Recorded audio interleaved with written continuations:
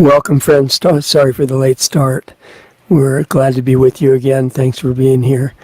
And Gabriel has some follow-up to last week that's going to be relating to biblical discussion and the situation in the Middle East. And I'm anxious to see what he can put together, and we'll have a great discussion. So welcome, Gabriel. Thanks for being here, and I'm excited to get into this. Okay, thank you, Richard. And thank you, Doug. And I greet everyone with love and blessings, and the whole world blessings for world peace, where perhaps we're going. I like to believe that that's the case, although it doesn't look like it in the moment. Okay, so we're going to talk about the Middle East from a few different perspectives. Living in the Middle East, it's gotten a little hotter here. Just 10 minutes away, there's several rockets hit and killed 7 19-year-olds and about 40 other 18 and 19-year-olds who were gathered at kind of a pre-training meal. And that just happened. And where I live, the booming and the falling of stuff is happening a little bit more frequently. So we're right in the midst of this fairly crazy situation. So I'm talking from that perspective. Okay? So, but before we start talking, it's always good to remember the truth of who we are, which is the big problem in today's world. We forget that we are divine beings. And so we want to do a little dancing to get in touch with the spiritual joy of remembering the deeper truth of who we are. And we'll meditate for just a little minute after that. So let's do it. Let's have everybody is welcome to dance. Okay, good.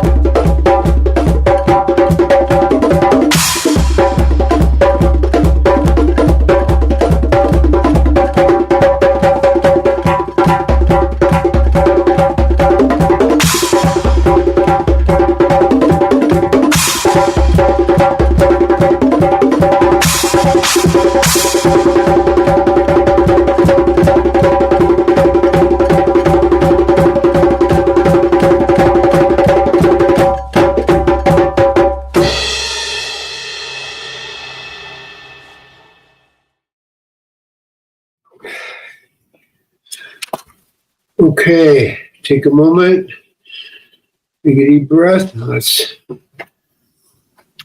meditate a little bit. If you have a mantra, that's good. Just repeat it until your mind's quiet. Then you're in meditation. If not, here's a good mantra. It was given to Moses at the burning bush. And Jesus also gave it to his disciples when he came down from the mountain. Yield and in breath, hand out breath. Wa and in breath, hand out breath. Yield from the base up to the heart. Hey out to the heart. Wow from the base to the third eye, and then hey out to the heart. And you just keep repeating that until your mind's quiet. When your mind's quiet, you let go of it. And it means I am that I am. And it's the name of God as grace. Okay, so just focus on my eyes for a moment. Let the energy come through.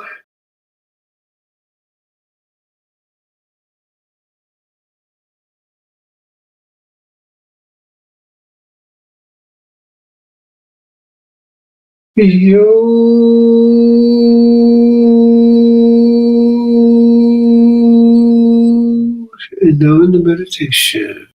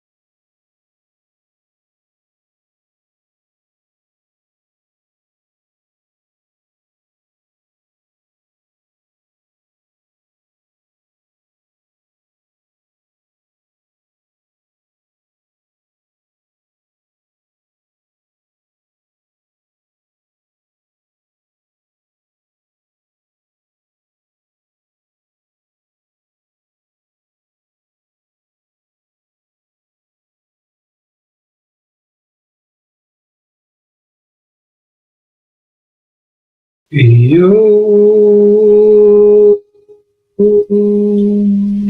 slowly come out of meditation. And now we're going to take a look at our topic, which is very ancient and in a certain way also current. How is it ancient? People have been, let's say, harming each other for thousands of years, okay? Because of our technology, we have more ability to create greater harm. They drop an atomic bomb and wipe out a whole city. Okay? So, I want to get back to one small point from last week where it came up that, the people who were involved that weren't following the one God were considered lesser. And that's not really what the Torah said. It talked about sojourners. It talked about very specifically people in idol worship. Now, these people were considered enemies, but they weren't considered lesser. Because actually the predominant culture of the time was, moving away from human sacrifice. When Abraham didn't sacrifice his son, Yitzhak, that was a shift. But it was still going on over thousands of years. And we should know that human sacrifice was going on all over the world. A real story. We were in Mexico at the museum there many years ago, maybe 45 years ago, and my daughter, who was very sensitive, she was maybe 4 years old at the time, she suddenly starts crying. Okay, what's the problem? So we go over, and she's standing in front of this altar, and she's just crying. And as soon as she gets away, she stops crying. So we checked in. What is this altar? Well, this is an altar where they did human sacrifice, and they, cut out the people's hearts and did these things to please the demonic gods. And I'm going to say that this is something that has gone on over the world, and I'm going to say these are demonic gods who are demanding this level. Baal sacrifice in the Middle East, same level, where the babies are being sacrificed. They had a whole mechanism, and the parents get, honored for sacrificing their baby. And of course, I don't want to take us into that, but clearly people who are against abortion are saying, well, it's a form of human sacrifice because it's the babies and the parents are offering it up. Okay, but this is going on. And then we can look at Hitler, who was a black occultist, well documented that he was a black occultist, and the human sacrifice he was doing, it could maybe up to about 12 million people or 15 million people that were ultimately sacrificed. So, and the black occult energy comes from it. So it's not like a new thing. Our culture hasn't really let go of it so totally. And so we have, we're slightly out of the dark ages, but we could fall into it pretty easily again. And really the point I'm making is that I'm an optimist. I think there has been some human evolution. So we aren't doing human sacrifice, and we aren't really doing idol worship in the traditional way. Yes, idol worship, power, money, sex. That's another level of idol worship, rather than worshiping an idol and sacrificing to the idols.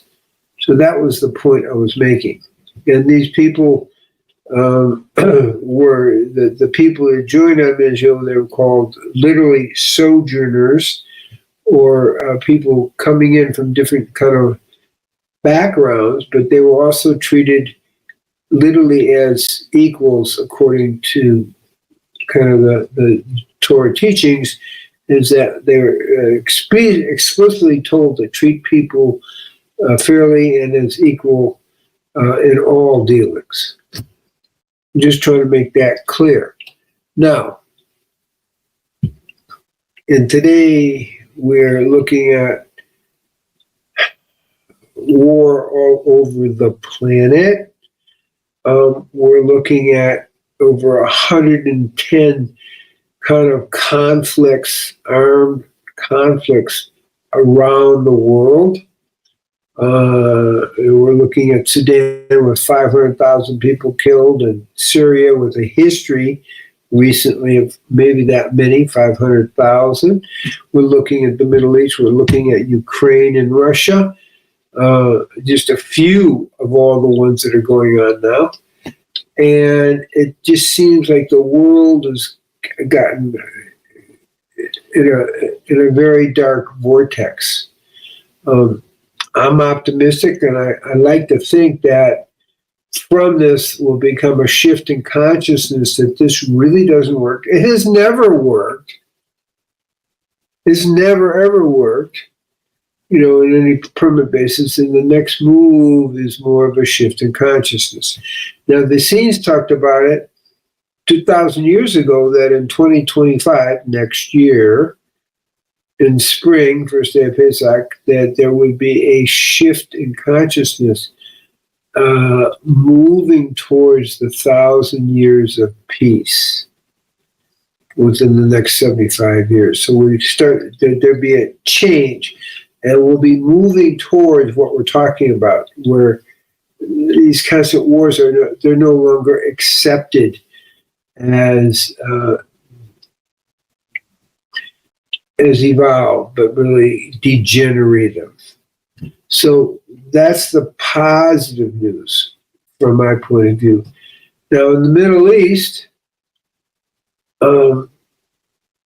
sitting in the middle of it, as I mentioned, having rockets like literally 10 minutes away, killing people, and rockets booming, and counter rockets booming, as they get blown up.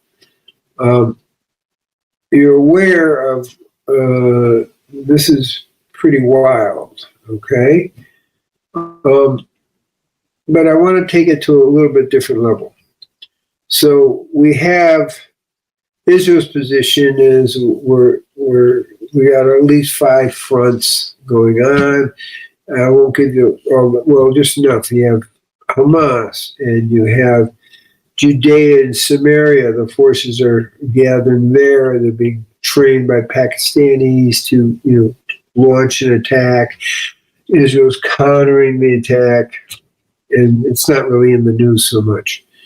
And then, of course, you have Hezbollah, who literally has sent, and those are the rockets I'm talking about that were about 10 minutes away from here, 26,000 rockets and missiles at Israel. That's a lot. 26,000 since October 8th.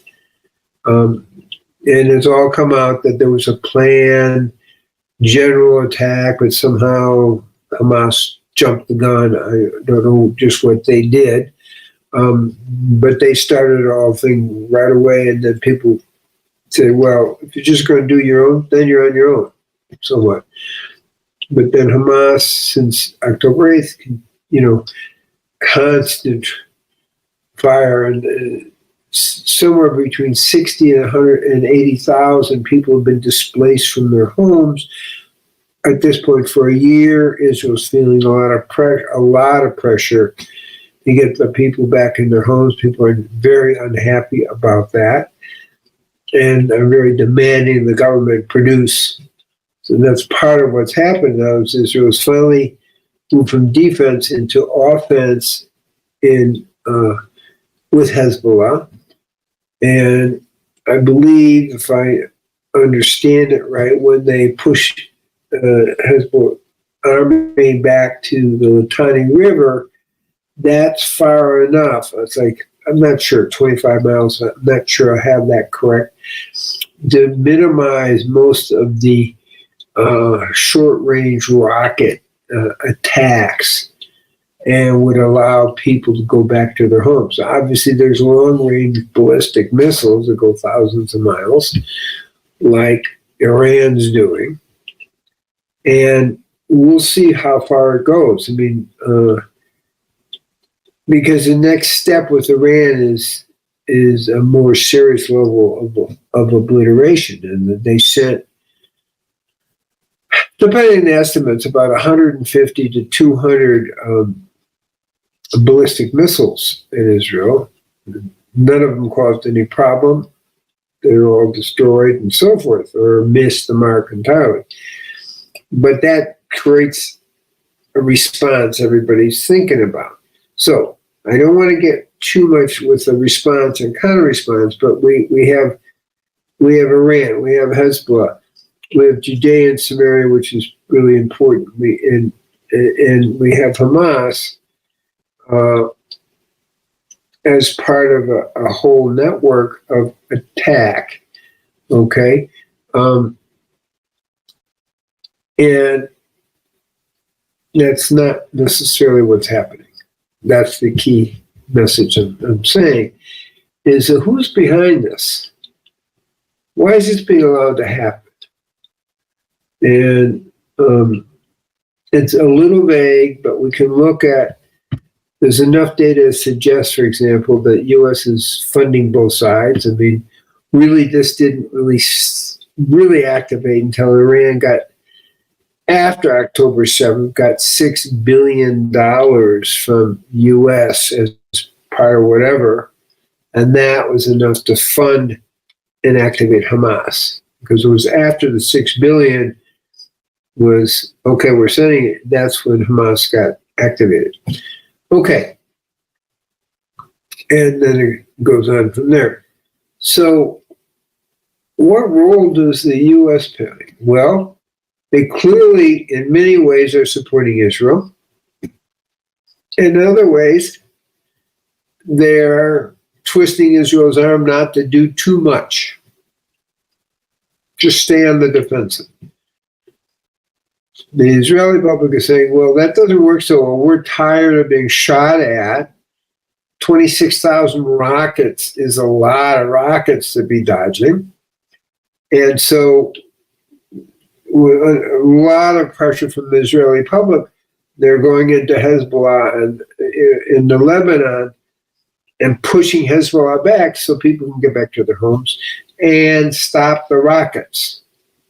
So that's kind of a shift in the dynamic.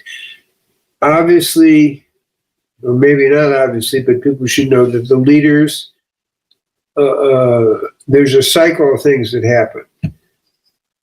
They did this thing with the cell phones and pages. They blew up, and over 4,000 Hezbollah were killed, wounded, or whatever. And that really spooked things. So then people didn't want to talk to each other on the phone. Then they met, and then they found out where they were meeting, and the Israeli Air Force bombed where the leaders were meeting and killed the main leader, Nasrallah, who, without going into it, really had been responsible for the death of many, many people throughout many, many years. This is just one of those wars. Okay. That being said, we're looking at all these forces going on, but behind that, who's allowing this to happen? And I don't want to point the finger at the U.S. as the only factor, because I don't believe it is. But I'm looking at Europe, and I'm looking at the EU, and I'm looking at U.S. and how they're playing both sides of it, although EU and the UN are more on this, are anti-Israel, but U.S. is back and forth and remains what people joke here, a frenemy. Okay? And this whole play is going on, but what's it about? We have to ask the question, what is it about? If we get beyond polarities of good guys and bad guys, what is happening? And from a prophetic point of view, what may be happening is you're looking at this war, and maybe Ukraine and Russia too, as kind of leading to a one world government, and that the U.S. and Europe and UN are playing out the agenda to create a rationale for a one world government to take over everything, and somehow there'll be peace, which never works that way, but that's what the theory would be. So we step back and we look at that and say, okay, maybe that's where this all is going, where the globalists, are with the strings, puppeteering. The U.S. isn't really a puppet, but it's playing out a role that's clearly aggravating the Middle East and funding both sides,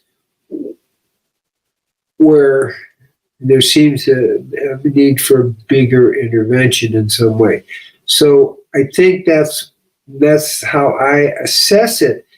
Big picture, the people who will take advantage of this will be more of a globalist kind of awareness, which may point us to the one world government, and using the Middle East and using UK and Russia as examples of why we need a one world government to do this.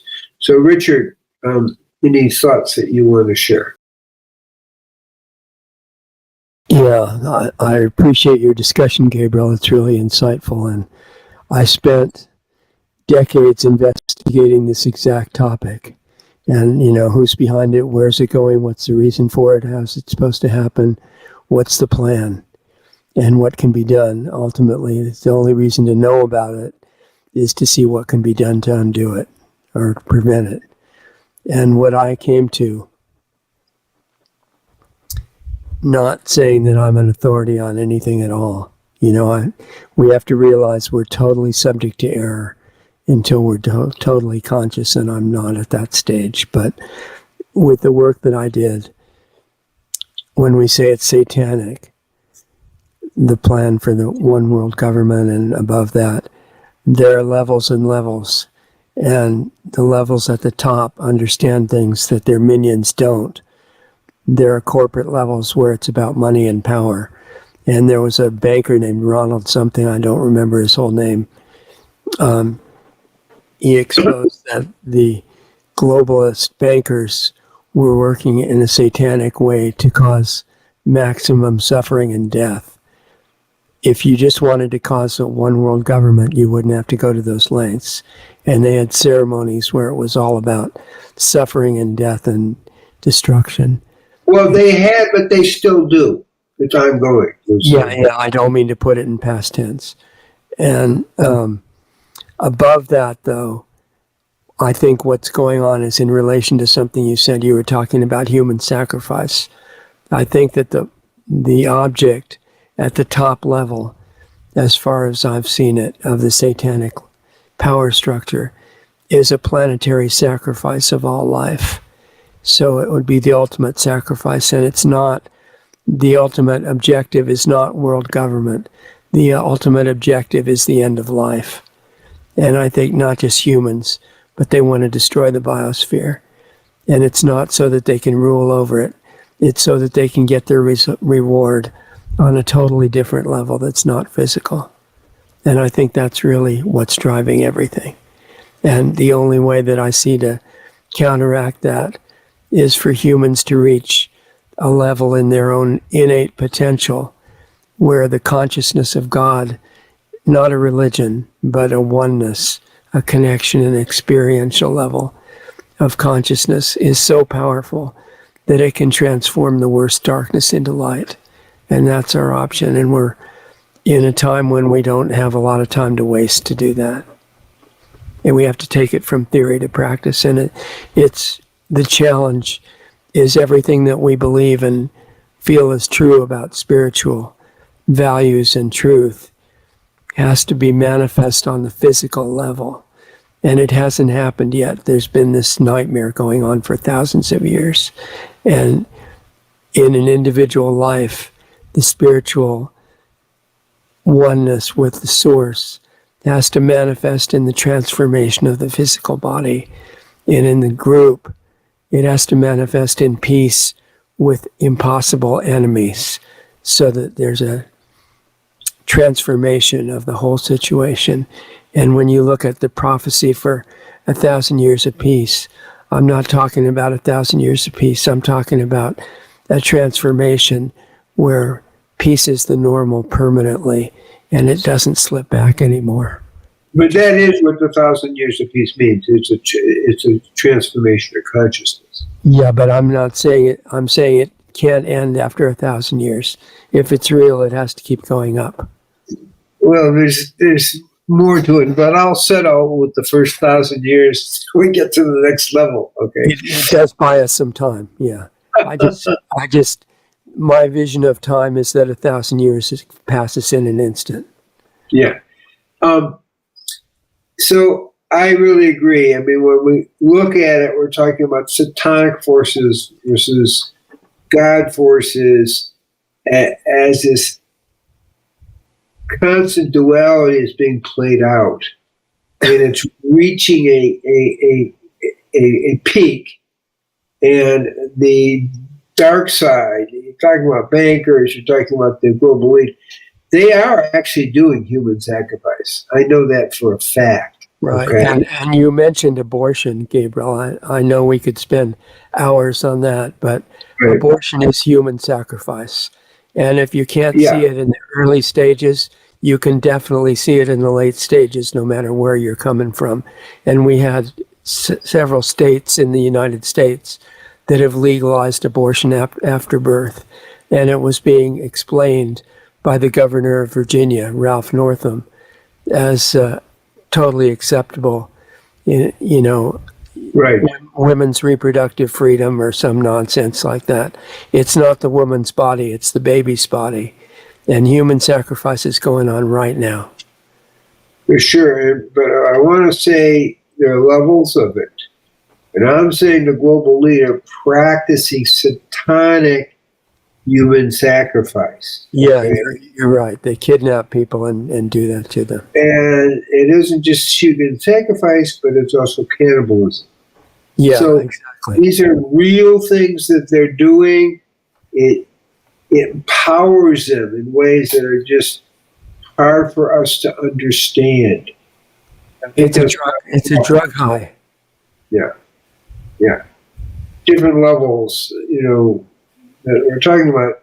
So we need to know the people in power, and I mean the royalty. I mean, clearly King Charles has been linked to this, and the royalty in general. It's very sad to hear what's going on, and none of this is new.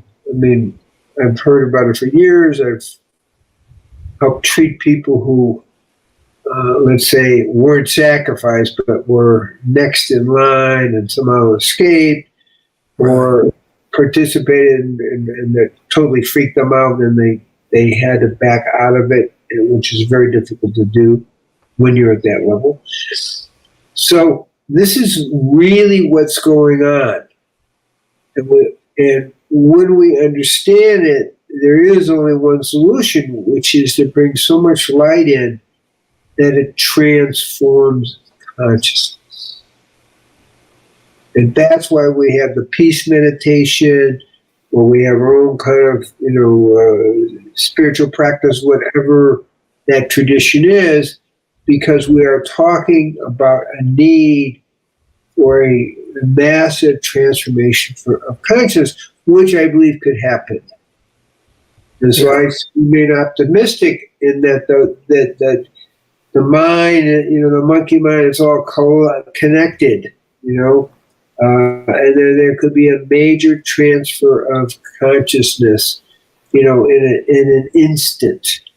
And they have some evidence of that. I said the monkey mind because they show that it happened with monkeys around the world, around how they peeled potatoes or something like that. So, it's all really possible.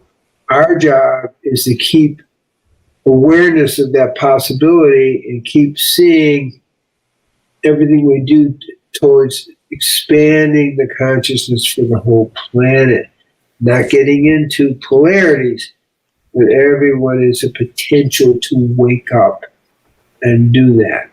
I'm going to just end on a little note. There's a community of Muslims and Jews that literally live together. I can't remember the name. I've been there a once or twice years ago, but they've been going for 30 years, something like that. It's like a moshav, meaning their houses are together, their community center, they share, and they make a point. We may have different traditions, but we're all one. So they're teaching, and it's really amazing place. I'm going to have to look up the name again because I haven't been there for a while. Is really oneness is attainable now because we're doing it. We've been doing it for 30 years. Maybe 100, maybe 150 families that are living together. You know, all their separate houses, but everything's kind of mini communal aspects.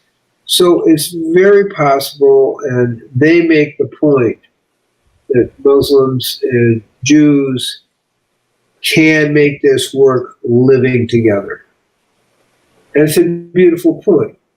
And so it's all possible. But it's good to know there's an example of that.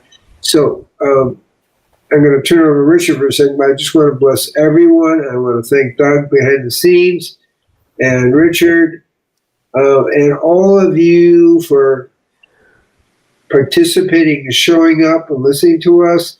I do invite you to participate in the World Peace Meditation, which is every Monday. There we go, 6:30 Israel time, 11:30 East Coast time in the U.S. We can do this. We can transform the world. And it starts with transforming consciousness. So please join us there. And also we have Peace 21 on each equinox and solstice, World Healing Meditation. That's how we transform consciousness. So I turn it over to Richard, and I send blessings of peace and love to everyone. Beautiful ending, Gabriel, and sorry everybody for keeping you late, but it was really important to go over this today. This is like the bottom line of the entire situation. And as dark as things are, I totally agree with Gabriel that things can change in an instant. And we're walking around with potential we don't dream of. You're an incredible being made out of God, total beauty, joy, and consciousness, and capable of transforming the whole situation and being the spark that starts a chain reaction. And it's all very subtle. It's things that we overlook, but it's where your attention is. It's what you're broadcasting in your emotional state. You're carrying an energy field that you choose to live in and make that beautiful. And it affects everybody. It affects the whole planet. And it's potentially much stronger than any darkness could ever achieve. And the people who are lost in darkness are victims of it too. And they have the potential to wake up in response to what you do. So don't underestimate your own importance, your own power, not the ego nonsense, but who you really are.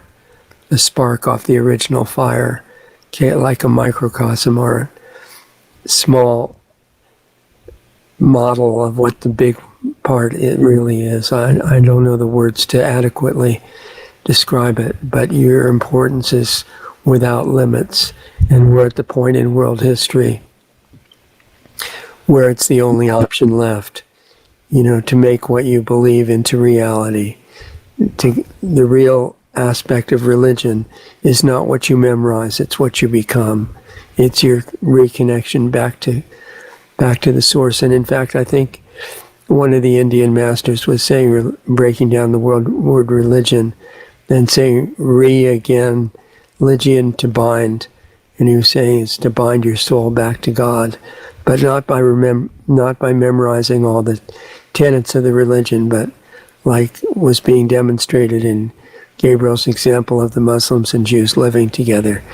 They're going beyond culture, they're going beyond religion, and saying the essence of love is the cure for the whole thing. So I'll stop babbling and just appreciate you for being here. Thanks for coming. Remember drcousens.com and treeoflife.mn.co. Also, we're still holding on to Planetary Healing Club. you're welcome there too, planetaryhealingclub.com. And everything is near a turning point now. And any little bit that you want to put in yourself could be the difference that changes the whole thing. So thank you for what you are. We appreciate you. And we'll see you next time. Take care.